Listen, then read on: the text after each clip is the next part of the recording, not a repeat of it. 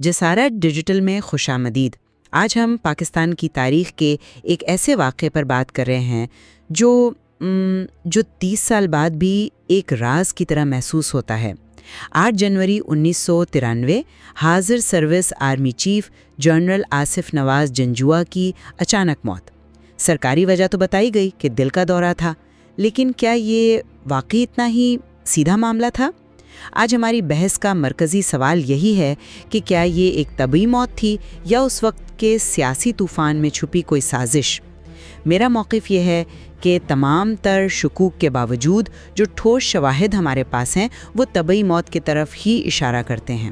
اور میں سمجھتا ہوں کہ جو شواہد نظر انداز کیے گئے، یعنی خاندان کے الزامات، ایک امریکن لیب کی رپورٹ اور اس وقت کا پورا سیاسی ماحول، وہ اتنے سنگین سوالات کھڑے کرتے ہیں کہ سازش کے امکان کو آسانی سے رد نہیں کیا جا سکتا۔ تو آئیے شواہد سے ہی شروع کرتے ہیں۔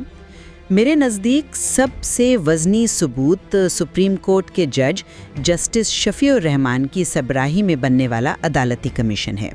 دیکھیں، اس کمیشن نے فرانس، برطانیہ اور امریکہ سے ماہرین کو شامل کیا اور ان سب نے متفقہ طور پر موت کو دل کا دورہ ہی قرار دیا۔ زہر کا کوئی ثبوت نہیں ملا، اور یہ بھی ایک حقیقت ہے کہ جنرل صاحب کے خاندان میں دل کی بیماریوں کی ایک تاریخ موجود تھی۔ آپ نے جو عدالتی کمیشن کی بات کی وہ بہت اہم ہے، بالکل، لیکن ہم اس پہلی امریکی رپورٹ کا کیا کریں جس نے اس پورے معاملے پر شک کی بنیاد رکھی تھی؟ اسی رپورٹ میں جنرل کے بالوں کے نمونوں میں سنکھیا یعنی آرسینک کی مقدار 67 مائکرو گرام پائی گئی، 67، جبکہ عام سطح صرف 4 مائکرو گرام ہوتی ہے۔ تو یہ اتنا بڑا تضاد کیوں؟ جنرل کی بیوہ نزت آصف نواز نے اسی بنیاد پر تو زہر کا الزام لگایا تھا۔ آپ کا یہ نقطہ بالکل درست ہے کہ خاندان کے الزامات کو نظر انداز نہیں کیا جا سکتا۔ ان کی گواہی کسی بھی کیس میں بہت وزن رکھتی ہے، لیکن یہاں ہمیں ان کے جذبات کو ٹھوس فورینزک شواہد کے سامنے پرکھنا ہوگا۔ ابتدائی رپورٹ میں آرسینک کا ذکر تھا، یہ ٹھیک ہے، لیکن وہ موت کی حتمی وجہ قرار نہیں دی گئی تھی۔ اگر ہم فرض کر بھی لیں کہ بالوں میں آرسینک تھا، تو بین الاقوامی ماہرین کی ایک پوری ٹیم اس نتیجے پر کیوں نہیں پہنچی؟ کیا وہ سب کسی دباؤ میں تھے یا نااہل تھے؟ میرے خیال میں ایک جامع اور بین الاقوامی تحقیقات کو ایک ابتدائی رپورٹ پر فوقیت دینا ہی منطقی ہے۔ جو بات مجھے اس کیس میں ہمیشہ سب سے زیادہ الجھاتی ہے وہ یہی تضاد ہے۔ شجاع نواز جو جنرل کے بھائی ہیں، وہ آج تک یہی سوال پوچھتے ہیں اور وہ نمونوں کی حفاظت یعنی چین آف کسٹڈی پر بھی سوال اٹھاتے ہیں۔ لیکن چلیں ایک لمحے کے لیے فورینزک کو چھوڑ کر سیاسی حالات کو دیکھتے ہیں۔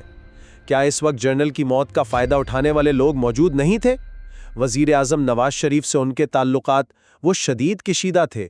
ISI چیف کی تعیناتی پر جھگڑا، کراچی آپریشن پر حکومت اور فوج میں تناؤ، یہ سب کیا تھا؟ دیکھیں، سیاسی کشیدگی تو پاکستان کی سول ملٹری تاریخ کا آپ کہہ لیں کہ ایک حصہ رہی ہے۔ یہ کسی قتل کا ثبوت کیسے ہو سکتی ہے؟ ہاں، یہ سچ ہے کہ مسلم لیگ نون اور MQM دونوں کو جنرل آصف نواز کی موت سے سیاسی طور پر فائدہ پہنچا، لیکن فائدے کو محرک سمجھنا یہ صرف ایک قیاس آرائی ہے۔ میں اسے محض قیاس آرائی نہیں سمجھتا۔ جب نواز شریف کی کابینہ کے وزراء جیسا کہ الزامات ہیں وہ خود جنرل سے مل کر وزیر اعظم کو ہٹانے کے لیے مدد مانگ رہے ہوں، تو یہ محض سیاسی کشیدگی نہیں رہتی، یہ ایک خطرناک کھیل بن جاتا ہے۔ ان حالات میں آرمی چیف کے اچانک موت کو صرف اتفاق سمجھنا میرے خیال میں بہت سادہ لوحی ہوگی۔ یہاں اصل نقطہ فوج کا ادارہ جاتی رد عمل ہے۔ فوج کی خاموشی کسی سازش نہ ہونے کا سب سے بڑا ثبوت ہے۔ آپ پاکستان کی تاریخ دیکھیں، اسٹیبلشمنٹ ایسے معاملات پر کبھی خاموش نہیں رہتی۔ اگر ادارے کو ذرا سا بھی شک ہوتا کہ ان کے چیف کو کسی سویلین حکومت نے ہٹایا ہے تو اس کا رد عمل بہت شدید ہوتا۔